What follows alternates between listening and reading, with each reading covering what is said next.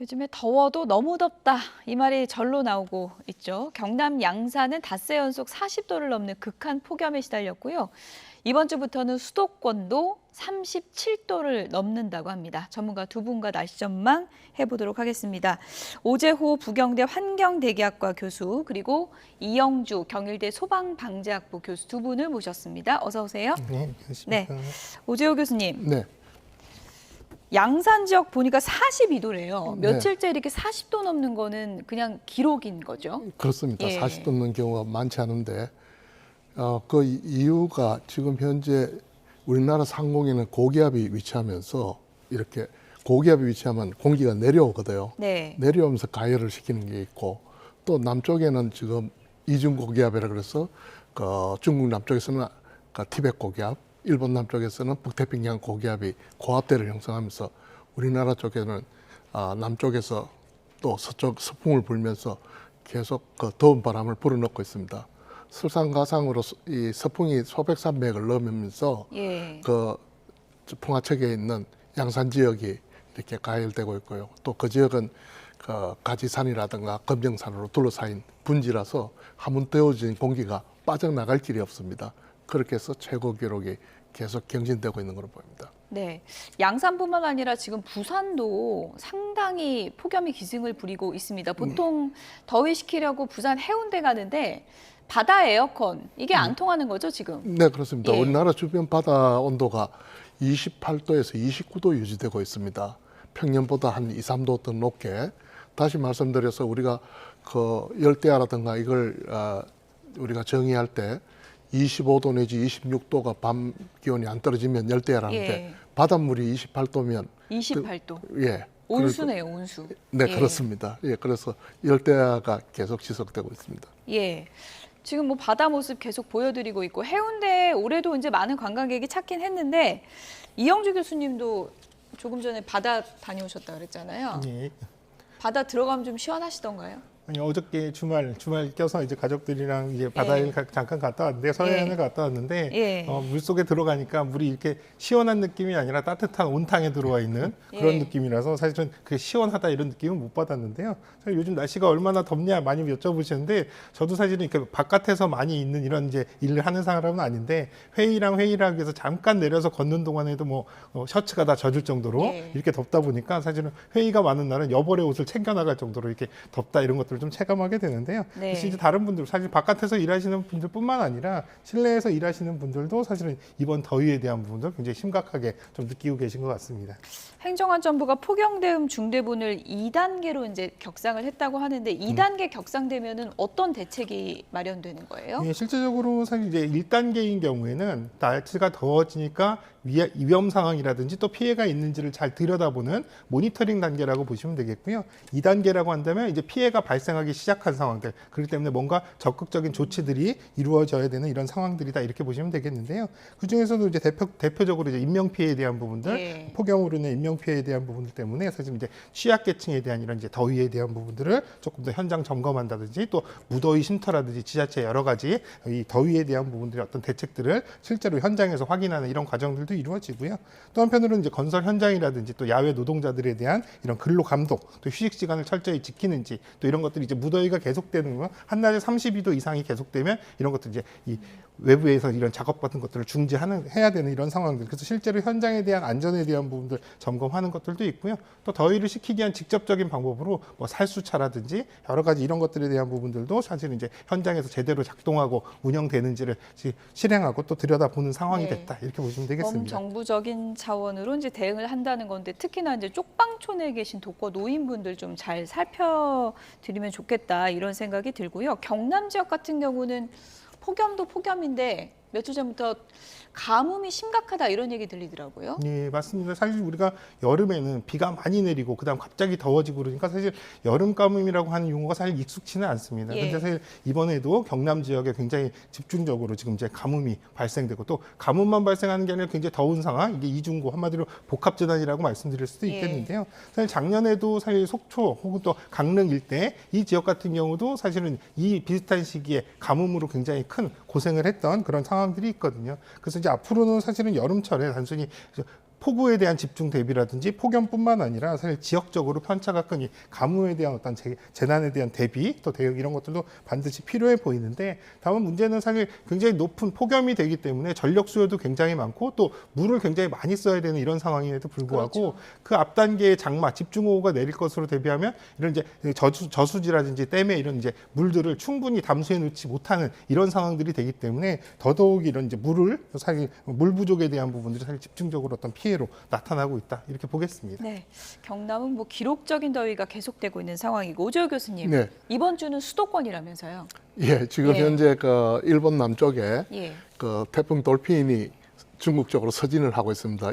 그 계속 지금 현재 진행 방향을 봐서는 중국 쪽으로 향하고 있긴 있습니다만은 태풍의 그 부는 바람은 시계 반대 방향으로 이렇게 불거든요. 네. 그래서 이게 일본 남쪽도 우리나라 쪽으로 밑을 지나갈 때는 그 우리나라 쪽엔 동풍이 불게 됩니다. 네. 그 동풍이 불게 되면 태백산맥을 넘어서면서 영서지방 또 수도권 지역은 그 다시 팬 현상에 의해서 예. 온도가 높아질 가능성이 많습니다. 그러니까 이전에 설명드렸던 우리나라 폭염에 대한 원인에다가 요게 하나 더 가미되면서 더위가 서쪽으로 옮겨가는 거군요. 예, 그렇습니다. 예. 더 가열되는 게 예. 그래서 뭐 폭염 경보에 해당되는 날이 많아질 거로 보고 있습니다. 그럼 서울도 경남처럼 막 40도 넘고 이렇습니까? 거기까지는 뭐 제가 장담은 못하지만은 예. 거기 가깝게 저 온도가 올라갈 가능성은 많습니다. 네, 오늘도 뭐 37도 정도 예, 예상되고 예. 있는 그런 상황인데 열대야일수도 좀 알아보면 네. 열대야일수 역대 최고 기록 중인데 초열대야 이런 현상도 있잖아요. 그건 기준이 어떻게 되는 거예요?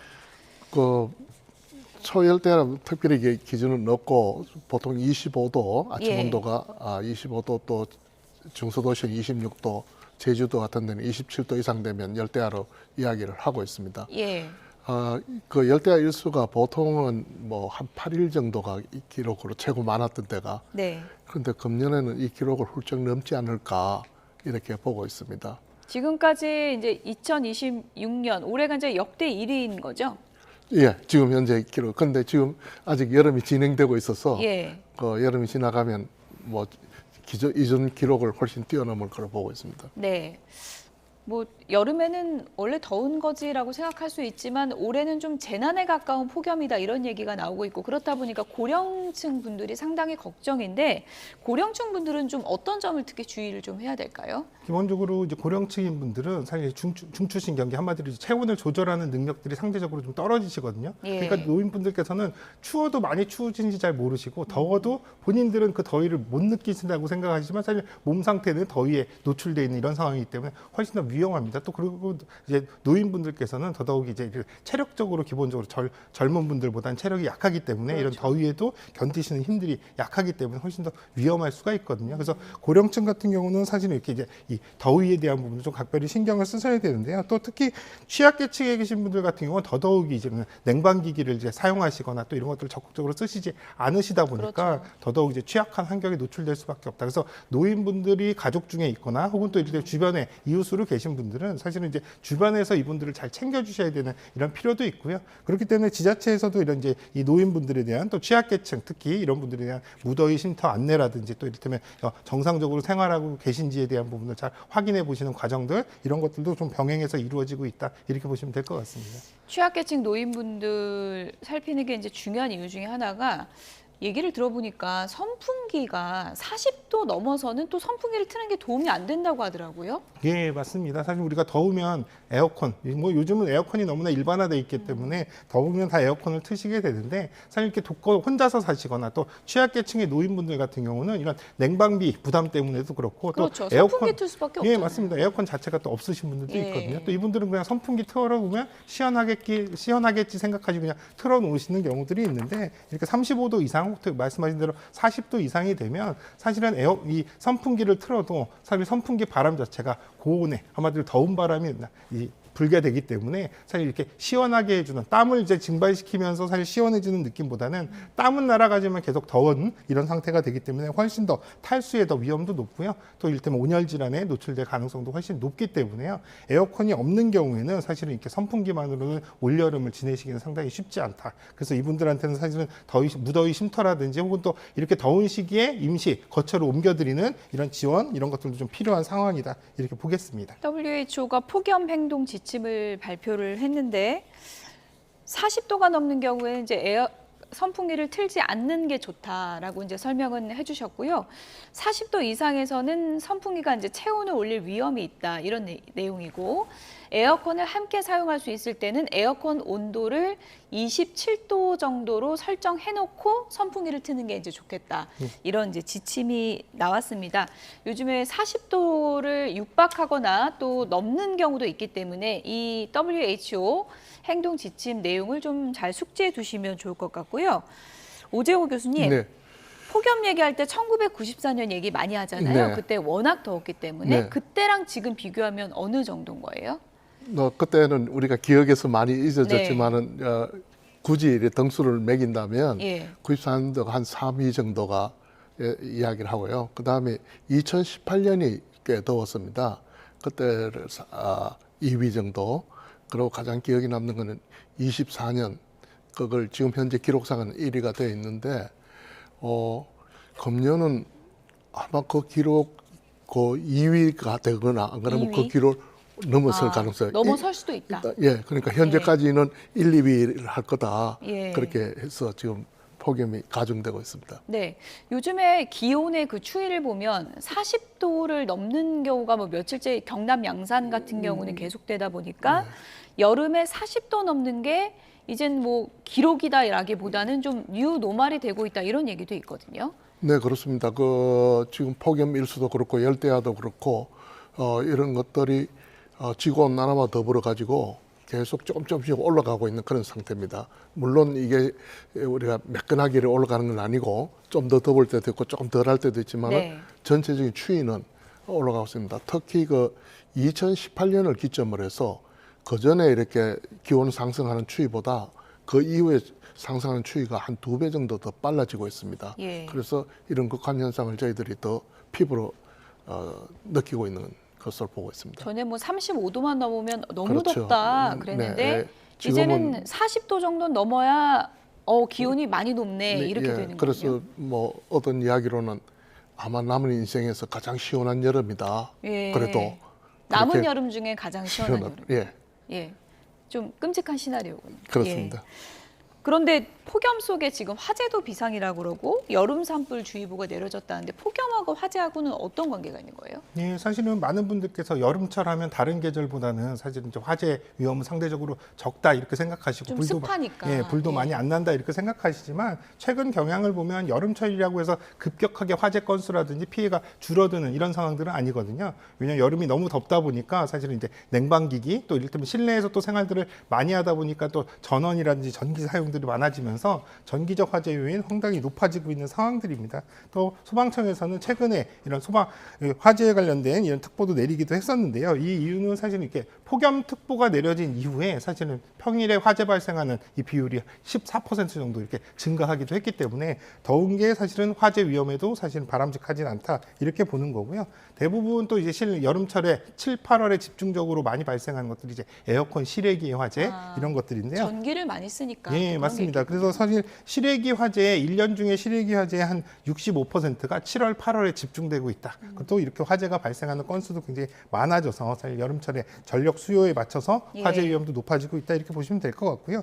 또 한편 산불도 마찬가지입니다. 최근에 이제 이 여름 산불 이런 것들의 위험성도 늘어나고 건수도 늘어나는데 사실 이제 대기 중에서도 사실 이제 습도 자체가 어느 정도 있어서 여름에는 괜찮다라고 생각하시겠지만 사실 햇볕이 너무 강하게 되면은 사실은 이제 이 낙엽이라는 이런 것들이 바싹 마른 상태 이런 상태에서 고온인 경우에는 사실 온도가 높다는 건 에너지가 높다라는 거기 때문에 작은 불씨라든지 이런 것들도 화재로 이어질 수 있고 또 이를테면 숲이라든지 낙엽 같은 것들은 굉장히 건조한 상태이기 때문에 화재 위험도 그만큼 높아진다. 그래서 다른 여느 때랑 동일하게 화재 안전, 산불 안전에 좀 만전을 기해야 되는 상황이다. 이렇게 보시면 될 것 같습니다. 오늘 안 그래도 달력을 보니까 이번 주 금요일이 입추더라고요. 절기는 이제 가을로 가는 건데 네. 폭염의 기세는 언제쯤 됩니까? 사실 지금 현재 보면 저희들이 여름을 6월, 7월, 8월 이렇게 정의를 하고 있습니다. 그런데 그 기온으로 보면 5월 중순부터 9월 말까지가 이제 여름으로 편성돼야 될 정도입니다. 그러니까 아마 더위는 아마 8월 달에는 내내 이래 파도에 오를 8월 거라. 말까지요. 예, 9월 가도 덥다고 이야기할 날이 많아질 거고. 9월까지도 덥다. 네. 올해도 그렇다는 말씀이세요? 앞으로 점점 더 그렇게 앞으로 될 점점 더. 예. 이제 여름이 길어진다는 얘기인데 네, 그렇습니다. 그래도 이 열기를 좀 식히려면 비가 좀 와야 될 텐데 네. 비는 안 오나요? 지금 그 희망이 그 일본 남쪽에 있는 태풍 태풍, 돌핀이 방향을 어디로 가느냐인데 아마 지금 추이로 봐서는 중국 쪽으로 가게 되면 우리는 더위만 우리한테 줄 가능성이 많습니다. 그 영남 지방의 가뭄은 뭐 다음 기회를 또 봐야 될 그런 상황입니다. 아, 그럼 당장은 비 소식은 네, 없다. 이번 주에는 뭐 없을 거라고. 이번 주에는 예. 비 예보는 없다.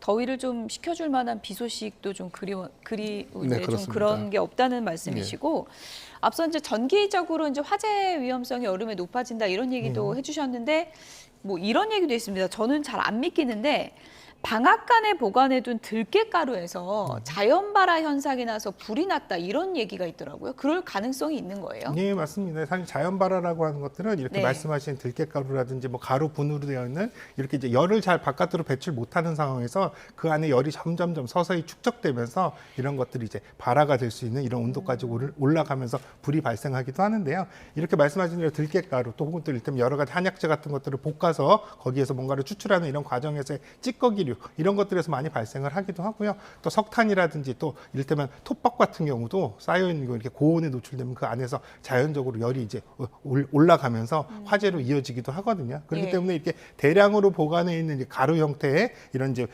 또 기름기 성분이 있는 이런 이제 이 제품들이라든지 이런 것들은 사실은 이제 화재 시에 충분히 환기도 잘 시켜주고 또 화재 요인이 위험이 있는지 이런 것들을 좀 수시로 들여다보셔야 되는 그런 불씨가 상황입니다. 없어도 불이 나는군요. 예, 스스로 이제 열들이 축적되면서 한마디로 아주 작은 열들이 배출 안 되면서 모이면서 이런 것들이 온도가 많이 올라가는 그런 예. 상황들로 이어집니다. 폭염 속에선 그런 부분 조심해야 될 것 같고 마지막으로 이거 좀 여쭤볼게요. 온열 질환자가 너무 많이 늘고 있어서 어떤 부분을 생활에서 조심해야 되는지 좀 알려주세요. 예, 사실은 이 말씀을 다른 방송에서 꼭 드리는 게 사실 우리가 더우면 참고 지낸다 이렇게 생각들을 하시잖아요. 네. 그래서 꼭 말씀드리고 싶은 건 더위는 참는 게 아니라 피하는 거다. 꼭 말씀드리고 싶고요. 기본적으로 덥다고 한다면 사실 바깥 활동 자제하시는 게 가장 좋겠고 예. 또 실내에 있다 하더라도 쾌적하고 좀 시원한 환경들을 조성하시는 게 가장 중요하겠습니다. 또 우리가 앞서 말씀드린 대로 이렇게 노약자라든지 이런 분들 같은 경우에 사실 식습관, 몸의 체력을 키우는 게 사실 더위를 이겨내는데 훨씬 좀 도움이 되니까요. 입맛이 없으시더라도 식사 제때 하시는 것들, 또 그리고 목이 마르지 않더라도 항상 주기적으로 물을 마셔서 몸에 수분을 보충하시는 것들 예. 굉장히 중요하겠다. 이 말씀 좀 드리고 싶습니다. 여름에 뭐 더위 먹었다 이런 말 많이 하는데 더위를 먹지 않도록 하는 게 굉장히 좀 중요하다. 예, 맞습니다. 더위는 더위에 피해야 노출- 된다. 예, 맞습니다. 중요한 말씀해 주셨습니다.